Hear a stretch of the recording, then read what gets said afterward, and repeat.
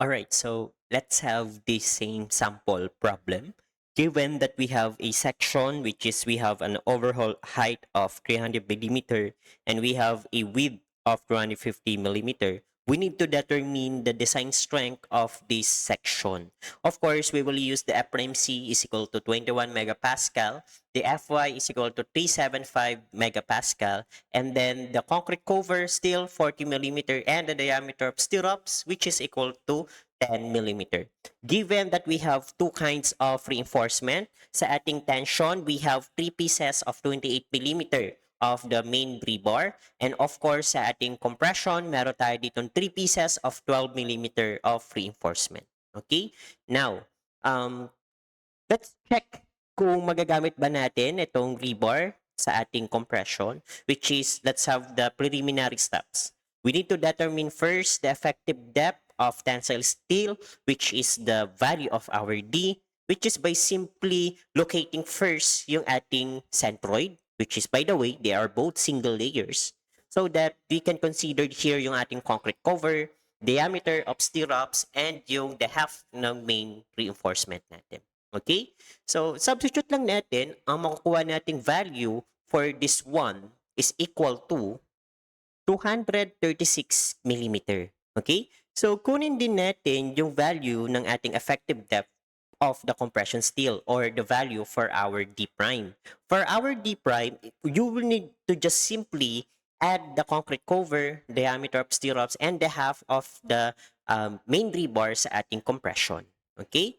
So, by simply substitute, ang value ng ating D prime is now equal to 56 millimeter. Now, under the preliminary steps, kunin na din natin yung value ng ating beta 1. Okay? Sa ating beta 1, sabi ko nga, this is dependent of the value sa ating F prime C. Our value for the F prime C is 21 megapascal, so that it will underfall on this first condition. So that our beta 1 is equal to 0.85. Okay, so let's determine the actual steel ratio para matukoy natin if this given section is now under double reinforced section or singly reinforced section. So by simply consider the total steel area sa ating gross area, ang makukuha natin na value for the actual steel ratio, this is now equal to 0.0313. While sa ating maximum steel ratio given by this formula, so our maximum steel ratio is now equal to 0.0173. For our section classification in comparing the actual steel ratio sa ating maximum steel ratio, it finds out that the actual steel ratio is much greater than sa ating maximum steel ratio. So that, in this case, we will now consider this as doubly reinforced section. Okay?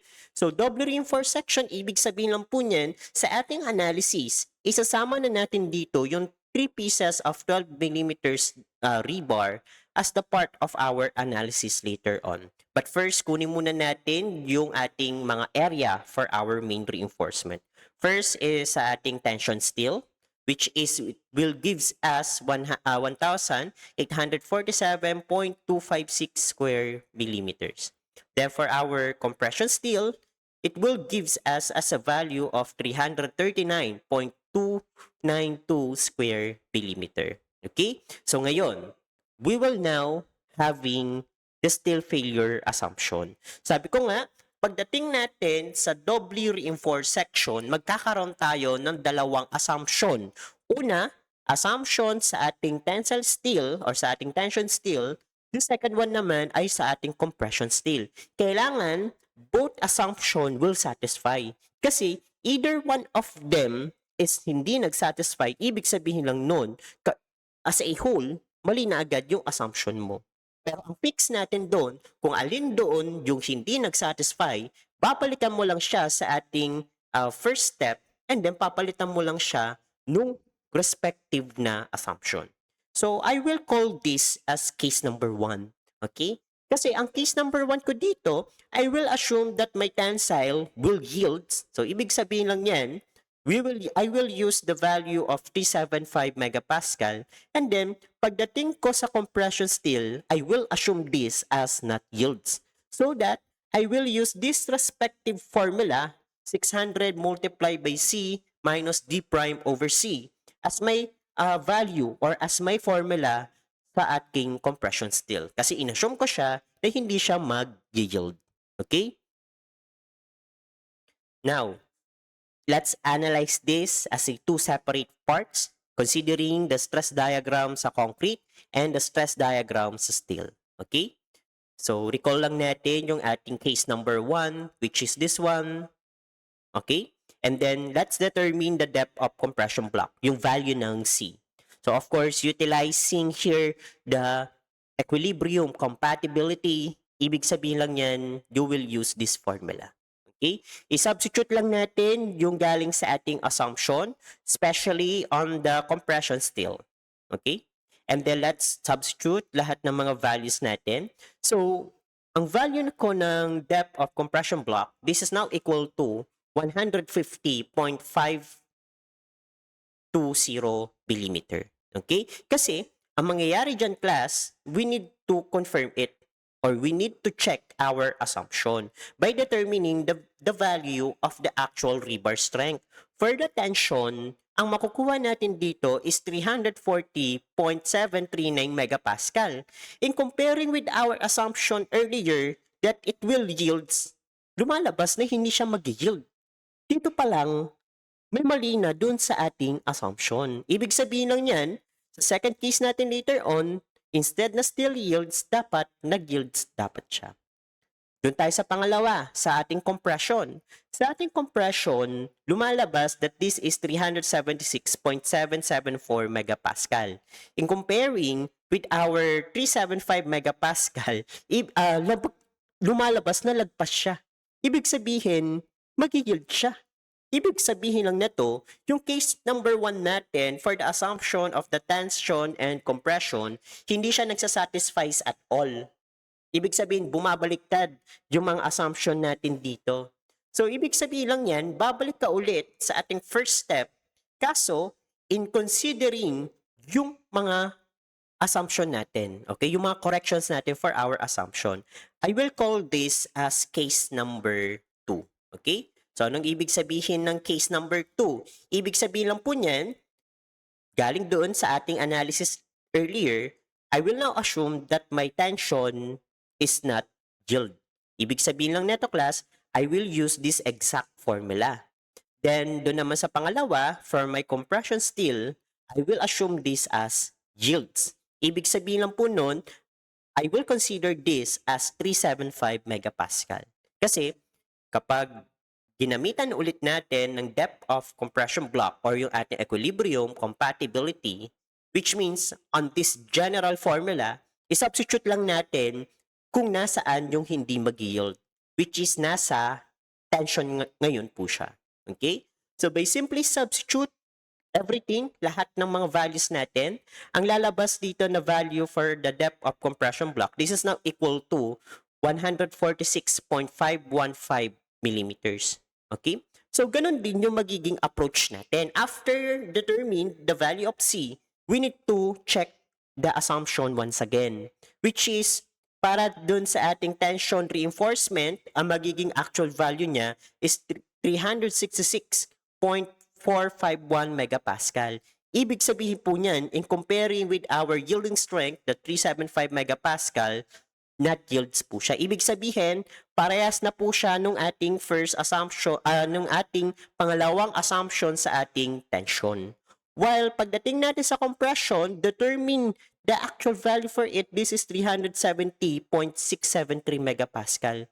In comparing with our yielding strength, 375 megapascal, ibig sabihin lang po niyan, hindi po siya nag-yields. Ano nga ibig sabihin yan? Satisfy yung sa tension.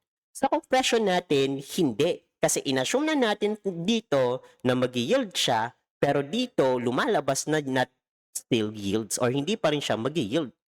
So, ibig sabihin lang na to, tama, yung first assumption natin dito, ang papalitan na lang natin for our third case ay yung assumption natin dito. Ibabalik natin siya doon sa ginawa natin sa first case. Alright, so let's have the case number 3. So, ibig sabihin lang na to, class, yung assumption na natin para sa tensile, steel natin, this is a fixed nut yields, no? Pero pagdating natin doon sa ating compressive steel, which is kanina, nag-yield siya, we will now assume this as nut yields. Babalik na rin lang naman natin yung assumption. Then, babalik ulit tayo for the determination for the depth of compression block by satisfying the equilibrium compatibility. So, ito na yung magiging derived formula natin. Considering that both tensile and compressive steel will not yield. So, by simply substitute everything, ang makukuha nating value for the C is 146.604 millimeter. Okay? And then, balik ka ulit doon sa ating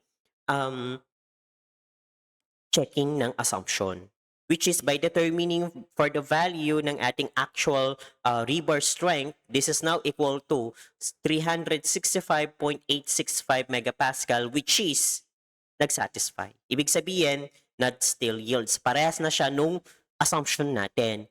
While dun sa ating compression steel, they're getting the actual rebar strength. This is now equal to 370.812 megapascal. Ibig sabihin lang nito, comparing with your 375 megapascal, this is not yields. Okay? Okay, so nagsatisfy na. Ibig sabihin, the value for the depth of compression block, the 146.604 millimeters, this is now the legitimate value na gagamitin natin for the next step, which is determine the equivalent rectangular stress block, which is the value of A. So by simply multiply your C sa ating beta 1, our depth of rectangular stress block, this is now equal to 124.614 millimeters. Then determine the strength reduction factor, which is depending on the value for our actual rebar strength for our tension. And we find out that the value for here, which is the 365.865 megapascal is less than 400 megapascal. Ibig sabihin lang po niyan, class, yung section natin, this is compression controlled. So that your strength reduction factor here, this is now equal to 0.65. Then, after that, we can now determine the flexural strength. For our flexural strength, I will determine first the design moment strength from the concrete.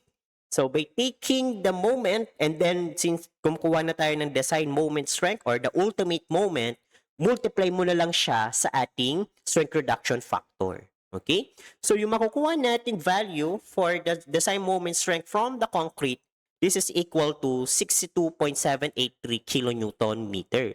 While doon sa ating second part, which is coming from the compression steel, then multiply lang natin siya sa ating strength reduction factor para maging ultimate strength po siya. So, makukuha nating value dito is 14.012 kilonewton meter.